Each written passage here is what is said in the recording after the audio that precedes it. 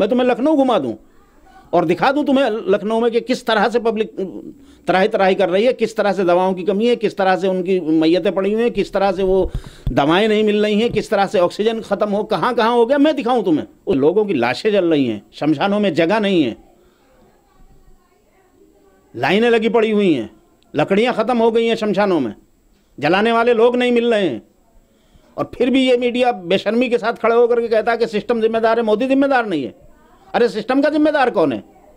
मुर्दे खाने लगो फिर, इससे बेहतर तो ये है। आप मुझे ये बता दीजिए कौन सा शहर ऐसा है कि जहाँ पर अस्पतालों में बेड मौजूद हो, जहाँ ऑक्सीजन की कमी ना हो, जहाँ वो इंजेक्शन रेमडेसिविर, क्या उसका नाम है, रेमडेसिविर, वो जो है कहाँ आसानी के साथ मिल रहा है और कहाँ रेट से मिल रहा है, किस अस्पताल में मिल रहा है। अस्पताल तो छोड़िए, मार्केट में नहीं मिल रहा है, ब्लैक हो रहा है 25,000, 30,000, 35,000। शर्म नहीं आती है बैठ करके आप फिर भी जो है खड़े होकर कह देते हैं कि यहाँ सब ठीक है। मीडिया जो है एक तवाइफ के रोल में आ गया है कि जिधर से जो है इसको सिक्का उछाले उधर ही को ये ठुमके लगाना शुरू करता है। लेकिन माफ़ कीजिएगा, पिछले 6 साल से ये तवाइफ भी नहीं रहा, ये रखेल बन के रह गया है।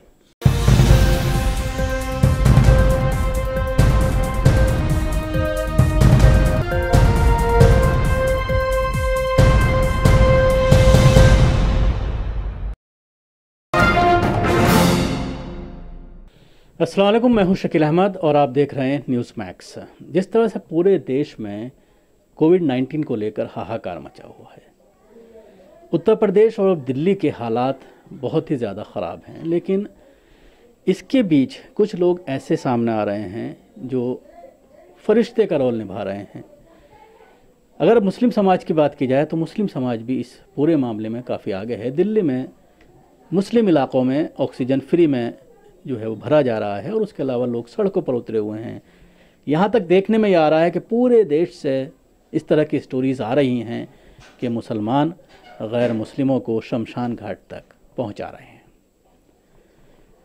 मुख्यमंत्री ये दावे कर रहे हैं कि लगातार कोरोना के जो केसेस हैं वो पिछले 3 दिन से ये दावा किया जा रहा है, ख़ासतौर से उत्तर प्रदेश में, कि घट रहे हैं, ऑक्सीजन की कमी नहीं है, तमाम चीज़ें बिल्कुल सही चल रही हैं, अस्पतालों में बेड हैं, अगर कोई अस्पताल पहुंच रहा है तो उसको एडमिट किया जा रहा है। लेकिन हालात अगर ग्राउंड पर बात की जाए, सोशल मीडिया पर अगर आप देखते हैं तो कुछ और नज़र आते हैं। इन्हीं सारी चीज़ों पर बात करने के लिए हमारे साथ मौजूद हैं सीनियर जर्नलिस्ट अब्दुल रहमान आबिद साहब। अब्दुल रहमान आबिद साहब, क्या कहना चाहेंगे, क्या सरकारें विफल हो गई? देखिए, सरकारें तो इस मामले में पहले दिन से ही विफल हैं, क्योंकि जब सरकारों ने इस मामले पर तवज्जो देने के बजाय इलेक्शन में सारी तवज्जो लगाई जा रही थी। उत्तर प्रदेश के चीफ मिनिस्टर से लेकर के भारत के प्रधानमंत्री तक जो है सारे के सारे आसाम में और बंगाल में जो है ऐसे डेरा डाले हुए थे, होम मिनिस्टर भी वहीं, चीफ मिनिस्टर भी वहीं, प्राइम मिनिस्टर भी वहीं, कि जैसे पूरी सरकार के लिए जो है सबसे बड़ा कोई ऐसा जंगी महाज खुल गया है कि जिसके बगैर उनका काम ही नहीं चलेगा। उधर यहाँ पब्लिक जो है मरना शुरू हो गई और बुरा हाल हो गया कोविड से, लेकिन एक उधर आप वहाँ लगे हुए हैं। अच्छा, फिर ये कि तमाशा तुरफा उसमें ये करते हैं आप कि एक तरफ ये कहते हैं कि साहब बड़ी ख़तरनाक बीमारी है, बड़ा भयानक है, बच के रहें, डिस्टेंस भी रखें, मास्क भी लगाएं, और ख़ुद अपने आप अपने ही बताए हुए और बनाए हुए ज़ाब्तों की बिल्कुल खिल्ली उड़ाते हैं पब्लिकली, और उस पर कोई ध्यान भी नहीं देते। सारा ध्यान आपका इलेक्शन पे। तो इसलिए फेलियर तो पहले दिन से है सरकारों का।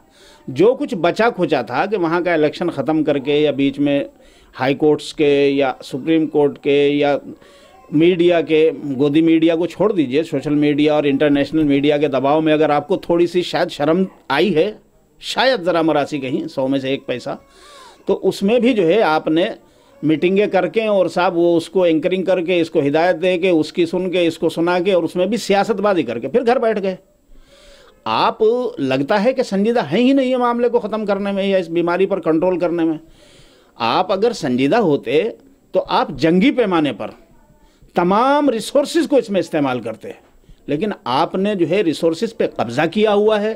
आप अपनी पार्टी वाले स्टेट्स में जहां गवर्नमेंट आपकी पार्टी की है वहां पर जो है आप इंजेक्शंस भी ज़्यादा दे रहे हैं, आप वैक्सीन्स भी वहां ज़्यादा दे रहे हैं, आप दवाइयां भी वहां भिजवा रहे हैं, ऑक्सीजन भी वहां भिजवा रहे हैं, लेकिन आपकी पार्टी की सरकारें जो हैं दूसरी पार्टियों की सरकारों वाले स्टेट में ऑक्सीजन जाने वाले ट्रकों को भी रोक रहे हैं, दवाइयाँ भी नहीं दी जा रही हैं और दवाइयों के रेट भी अलग हैं कि साहब मरकज़ की बीजेपी सरकार खरीदेगी वैक्सीन तो 150 रुपये की है, दूसरे स्टेट में जो है कोई और सरकार खरीदेगी स्टेट की तो उसको 400 रुपये की।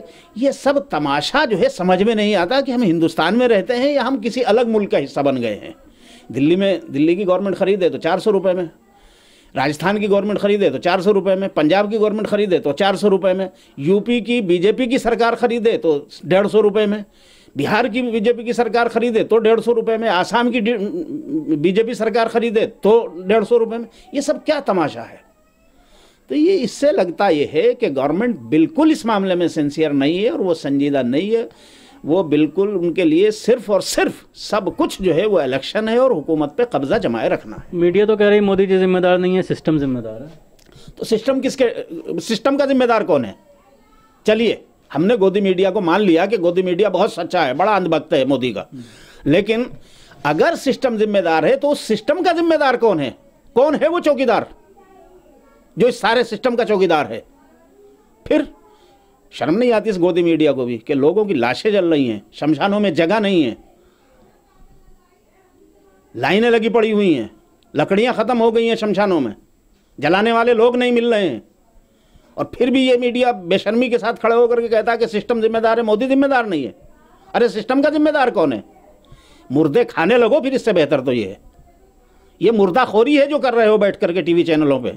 एंकरिंग नहीं करते हो तो मुर्दाखोरी। मोदी जी ने जिस दिन से बंगाल की रैलियां करने से मना किया है उस दिन से कहा जा रहा है कि पूरी तरह से उतर गए हैं, जहाज़ लगा दिए हैं ऑक्सीजन लाने में, पूरी ट्रेनें लग गई हैं रेलवे की, विदेशों से मंगाया जा रहा है। मोदी जी पूरी कोशिश कर रहे हैं। वो कोशिश का नतीजा क्या है? वो कोशिश का नतीजा बताया जाए ना। कोशिश तो वो वहाँ रैलियां करते हुए भी कोशिश ही कर रहे थे। वो तो उस वक्त भी गोदी मीडिया के कागज़ों में और गोदी मीडिया की ज़बान में और उनके स्टूडियो में तो वो हमेशा से हर चीज़ कोशिश कर रहे हैं। जो कुछ अच्छा किया है हिंदुस्तान में आज तक आज़ादी के बाद से वो सारा मोदी की वजह से हुआ है, और जो कुछ खराब हुआ है वो सारा नेहरू की वजह से हुआ है। यह है गोदी मीडिया का कैरेक्टर। तो माफ़ कीजिएगा, इस मीडिया को पहले जो है लोग कहा करते थे कि ये मीडिया जो है एक तवाइफ के रोल में आ गया है कि जिधर से जो है इसको सिक्का उछाले उधर ही को ये ठुमके लगाना शुरू करता है। लेकिन माफ़ कीजिएगा, पिछले 6 साल से ये तवाइफ भी नहीं रहा, ये रखेल बन के रह गया है।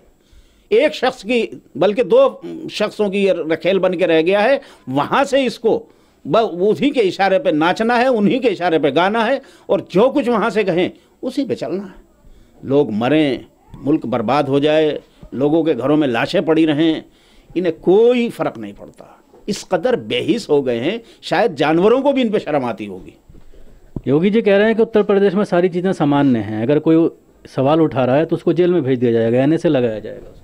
तो योगी तो शुरू से ही ऐसा ही करते रहे। जब भी किसी ने किसी भी मामले के खिलाफ कोई एजिटेशन किया है, कोई सवाल उठाया है, फ़ौरन जो है योगी ने एनएसए लगवा दिया। क्योंकि योगी तो अपने आप को ये समझ रहा है कि तू जो है इस मुल्क का फिरौन है। अब तो तेरे सामने तो सब बौने हैं। कानून, चूँकि अब कानून और पूरा सिस्टम जो है उत्तर प्रदेश का वो उनके अख्तियार में है, तो उस अख्तियार को वो ऐसा नाजायज़ इस्तेमाल कर रहे हैं शुरू दिन से ही। पहले वो हम पे इस्तेमाल हो रहा था, सिर्फ हम पे इस्तेमाल हो रहा था तो किसी को नज़र आता नहीं था। अब जो है वो सब पे इस्तेमाल हो रहा है, क्योंकि जिसका मरता है वो रोता है, और जो रोता है उसको जो है फिर वो कहते हैं कि नहीं इसको बंद कर दो, उठा के उसको यूएपीए लगा दो, इसको एनएसए लगा दो। तो अब वो सबको एहसास हो रहा है। लेकिन बार बार वो सोशल मीडिया में आकर कह रहे हैं कि हालात पूरी तरह से सामान्य हैं, ऑक्सीजन कम नहीं है, बेड अवेलेबल हैं, लेकिन जो हालात देखने में आ रहा है सोशल मीडिया पर, ख़ासतौर से अगर आप ट्विटर पर वीडियो देखते हैं तो आपका दिल एकदम परेशान हो जाता है, लोग रोने लगते हैं। सिर्फ ट्विटर पर और व्हाट्सएप पर वीडियो ही नहीं, बल्कि आप जो है ट्विटर फेसबुक की दुनिया से अलग निकल करके आप लोगों को फ़ोन कीजिए, जहाँ जहाँ जो लोग हैं, आप गाज़ियाबाद में कर लीजिए, मेरठ में कर लीजिए, मुजफ्फरनगर में देख लीजिए, आप अपने पास में नोएडा में देख लीजिए, आगे चले जाइए आप बुलंदशहर में देख लीजिए, जहाँ भी आप आगे को बढ़ते चले जाएंगे इतना बुरा हाल है कि मैयतों तक को, मुरादाबाद में आपने नहीं सुना क्या, कि एक हिंदू की फैमिली को जो है कि उनकी मैयत जो थी हिंदू की, वो तो उसकी जगह उठा के एक मुसलमान की मैयत दे दी, सलीम या नईम या जो भी था वो, और उनके घर वालों को उसकी मैयत दे दी। खोल के देखने का ऑर्डर नहीं है, आप खोलेंगे तो आप मुजरिम हैं।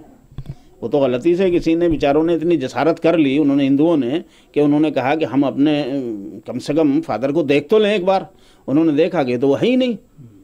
अब वो सारा उकदा खुला। खैर वहाँ की पुलिस ने इस मामले में, ये खुदा का शुक्र रहा कि पुलिस के जो बड़े अफसर थे उन्होंने जिम्मेदारी के साथ इसका जिम्मेदारी का सबूत दिया, और उन्होंने अस्पताल को, और बल्कि अस्पताल से अलग हट करके फिर एड्रेस लेकर के बराह रास्त उन्होंने दोनों फैमिलियों से वो मामला किराया, और लाशें तब्दील हुई, उनकी कब्र में पहुंची, उनकी चिता पे पहुंची। वरना कब्र वाली लाश को वो चिता में लगा रहे थे और चिता वाली लाश को वहाँ लगा रहे थे। तो ये है योगी सरकार।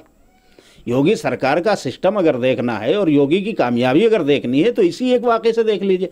आप मुझे ये बता दीजिए कौन सा शहर ऐसा है कि जहाँ पर अस्पतालों में बेड मौजूद हों, जहाँ ऑक्सीजन की कमी ना हो, जहाँ वो इंजेक्शन रेमडेसिविर, क्या उसका नाम है, रेमडेसिविर, वो जो है कहाँ आसानी के साथ मिल रहा है और कहाँ रेट से मिल रहा है, किस अस्पताल में मिल रहा है। अस्पताल तो छोड़िए, मार्केट में नहीं मिल रहा है, ब्लैक हो रहा है। 25,000, 30,000, 35,000। शर्म नहीं आती है बैठ करके आप फिर भी जो है खड़े होकर कह देते हैं कि यहाँ सब ठीक है। और अगर किसी ने आवाज़ उठाई, किसी ने कहा ये वो भ्रम फैला रहे हैं। वो तो एक लड़की है ना लखनऊ की, रिज्ञा मिश्रा, उसने चैलेंज किया है। आज ही सुबह मेरे पास उसकी वीडियो आई है। उसने चैलेंज किया है योगी को कि मैं भी लखनऊ में रहती हूँ, तुम भी लखनऊ में रहते हो, आओ मेरे साथ बैठो 3 व्हीलर में, मैं तुम्हें लखनऊ घुमा दूँ और दिखा दूं तुम्हें लखनऊ में कि किस तरह से पब्लिक तराही कर रही है, किस तरह से दवाओं की कमी है, किस तरह से उनकी मैयतें पड़ी हुई हैं, किस तरह से वो दवाएं नहीं मिल रही हैं, किस तरह से ऑक्सीजन ख़त्म हो, कहाँ कहाँ हो गया, मैं दिखाऊं तुम्हें। उस लड़की ने चैलेंज किया है और उसने ये कहा है कि मैं पत्रकारिता छोड़ दूं अगर तुम्हारी आंख में आंसू ना टपक जाए उनको देख करके, उस मंजर को मेरे साथ में। लेकिन घर में बैठ करके आप बेशर्मी के साथ ये कहते रहें कि नहीं मेरे राज्य में सब ठीक है और अगर किसी ने एक भी आवाज़ उठाई तो उसको NS से लगा देंगे, तो ठीक है। तुम जो है अपने आप को ये समझ रहे हो कि तुम गुंडे हो, इस मुल्क में, इस स्टेट के सबसे बड़े गुंडे हो, ठीक है, अपनी गुंडागर्दी कर लो, चूंकि पावर तुम्हारे पास है कानूनी इस वक्त। कल को जो तुम्हें पैदल भी होना है, जैसा पहले खड़े होकर तुम पार्लियामेंट में रो रहे थे, कल को सड़क पर खड़े होकर रोना पड़ेगा तुम्हें।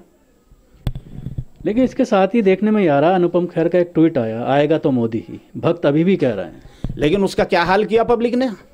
मुसलमानों ने नहीं, कम्युनिस्टों ने नहीं, खुद उन हिंदुओं ने कि जो अब तक मोदी मोदी मोदी मोदी ही का गुणगान करते थे और मोदी मोदी ही का वरदान हर वक्त उनकी ज़बान पे जो है वो चलता रहता था बिल्कुल विरध की तरह से, आज वही गाली दे रहे हैं, वही जूते मार रहे हैं।